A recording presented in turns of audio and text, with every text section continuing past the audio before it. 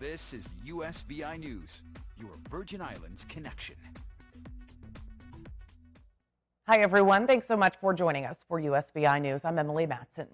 Police on St. Croix are investigating what turned out to be a frightening shooting incident for a local man on Tuesday. Just before 10 o'clock in the morning, the 911 center got a call from a shot spotter notification of 11 shots fired in the area of Estate Prophet Ballpark.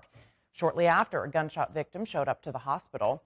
Officers responded to the hospital where they found an SUV was riddled with bullet holes and an adult male who told police he was driving to a friend's house when he heard shots being fired at his vehicle.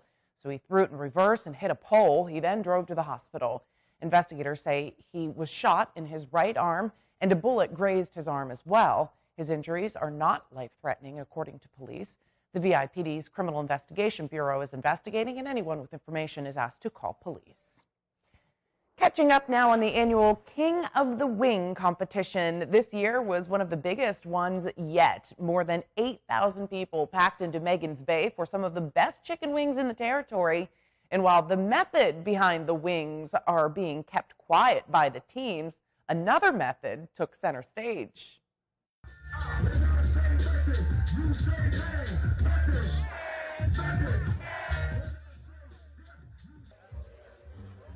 Iconic group Wu-Tang Clan had the crowd going at the 2022 annual King of the Wing, hosted by Alpine Securities. More than 44 teams like Pro Solar competed for the top prize.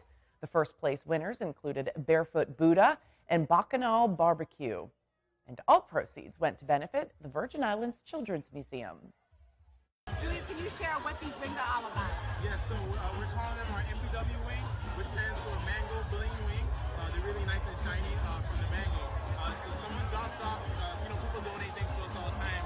Someone dropped off a big box of chili mangoes to the cafe. And so we were like, what are you going to do with all these mangoes? Now, King of the Wings coming.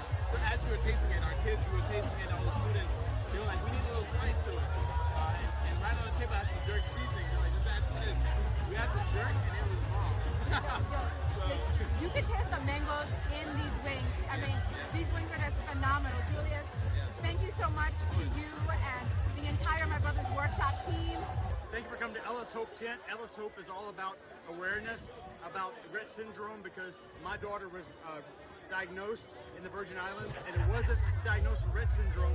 So there's many people that may have children here in the Virgin Islands that are misdiagnosed, and her symptoms are cerebral palsy, epilepsy, Parkinson's, and a severe anxiety disorder.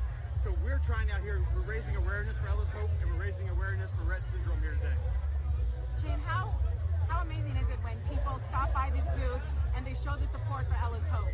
Oh my God, the Virgin Islands community has been amazing. Right now, we have taken the Ellis Hope nonprofit organization that's funded right here in the Virgin, founded right here in the Virgin Islands, and we're fundraising 9 different countries around the world, all the way to Australia. We did one recently, so yeah, it's amazing. Shane, thank you. As we hit midweek, COVID-19 cases remain steady territory-wide. Health officials are currently tracking 341 active COVID cases territory-wide, with the most significant amount still on St. Croix with 265 current active cases, 75 on St. Thomas right now, and still just 1 case on St. John. Starting Wednesday, COVID-19 protocols for people traveling to and living in the British Virgin Islands will be relaxed, including removing the mask mandate and doing away with quarantine and isolation orders. People traveling to the nearby British Overseas Territory will no longer need to register for entry clearance and will also not be required to show proof of travel insurance regardless of vaccination status.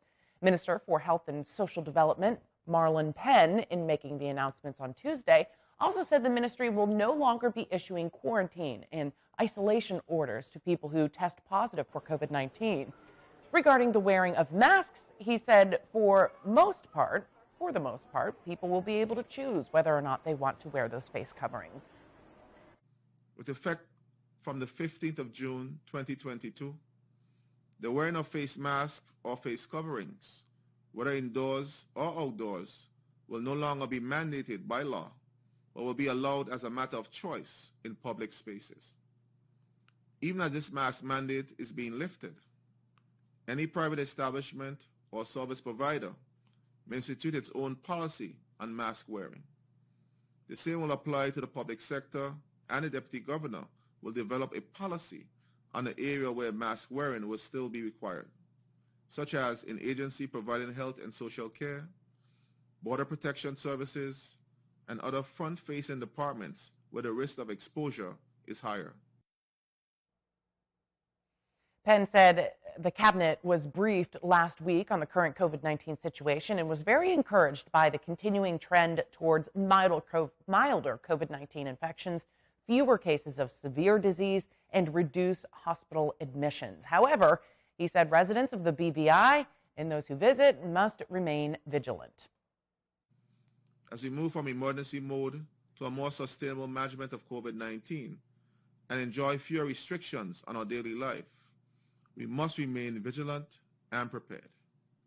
New variants can emerge and spread fast, and it may become necessary to reinstate certain measures that have been relaxed. The pandemic is not yet over. Meantime, a Food and Drug Administration advisory panel is holding meetings this week, which will likely lead to the agency recommending COVID-19 vaccinations for infants and young children. Tuesday, the panel voted to grant emergency use authorization for Moderna's vaccine for children ages 6 through 17. Elise Preston has the very latest. An FDA panel heard from Moderna researchers as it weighed whether to authorize the drug maker's COVID vaccine for children ages 6 to 17. Older kids and teens would get 2 full-strength doses. Younger children would get 2 doses at half strength. Vaccine effectiveness was successfully inferred in both age strata, and vaccine efficacy estimates are similar to adults. Currently, only Pfizer's COVID vaccine is approved for children under 18. There was concern that Moderna shots carried a greater risk of myocarditis, a rare inflammation of the heart muscle. But the FDA says the latest research does not back that up. We do not observe a statistically significantly higher myocarditis risk in a Moderna COVID-19 vaccine recipient. Wednesday, the panel will review Moderna and Pfizer's vaccines for children as young as 6 months old. Children under the age of 5 are the only ones not eligible to be vaccinated. Obviously, the safety in this population is of paramount importance. It's unclear how much demand there is for the youngest age group. Only 29% of children under 12 have been vaccinated since they became eligible for Pfizer's shot in November. The Biden administration said if the vaccines get the final go-ahead, they would likely become available as soon as next week, June 21st. In other health news today, during Alzheimer's and Brain Awareness Month, the Alzheimer's Association is highlighting common stigmas and misconceptions people have about the disease and other dementia. 6 million Americans are living with Alzheimer's. Danya Backus introduces us to a North Dakota man and his wife sharing their experience.